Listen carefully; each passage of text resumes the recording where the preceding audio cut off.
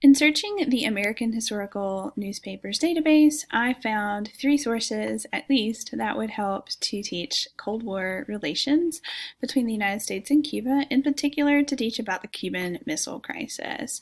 So for these sources, I would sum up the kind of topic for the lecture as quarantine confusion and Kennedy the Hitler-like pirate, because all of these sources show the Cuban Missile Crisis in a different light, or show different aspects of it. So the first source that I found is called U.S. Quarantine on Arms to Cuba Starts Today.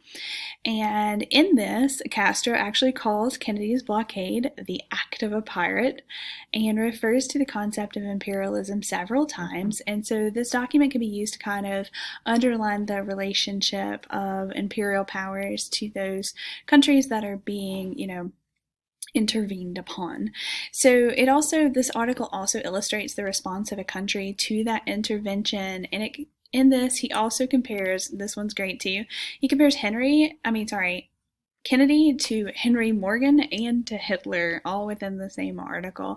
And I think the students would really kind of grasp onto this because they can see that politics haven't really changed that much, and I think that this will make it more relatable to them. The second article was Kennedy, no deal till Cuban missiles are made useless. And in this article, there is a reference to the duck and cover training. Over to the side, there's a picture, and underneath it talks about the duck and cover training, which is an excellent source as well. You can find those videos on YouTube.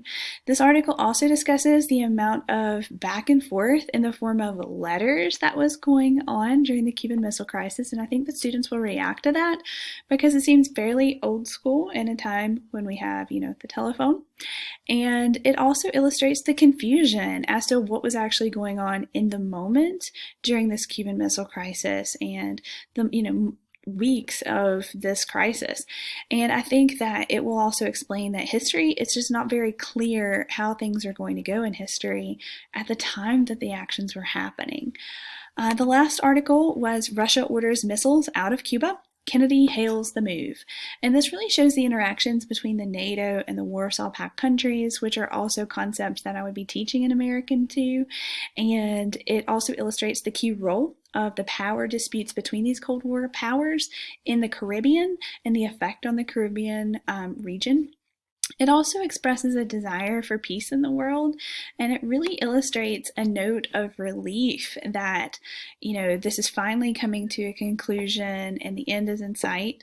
And it illustrates for us the language of diplomacy that's being used during this period. So with all of these sources, I would be asking my students to look at some basic questions to engage them with the material and to make parallels to the textbook and to show, things that may be out of the norm. So the first question I generally ask is who wrote this document and when, to give them a little perspective, and ask them to find the purpose of the document, the target audience, and to try to figure out what the effect it's supposed to have, because a lot of primary sources, newspapers included, they have a point that they're trying to make. And the other questions just tell us about the people who were involved, when it was written, give a little bit of historical background, the major issues of the day it's supposed to address. And I also want them to engage with it on a personal level, so I kind of want them to pick out something that is interesting to them in the document and explain why it interests them. This allows me not only to have them examine the document, but for me to get to know them a little bit as well. And here are my sources.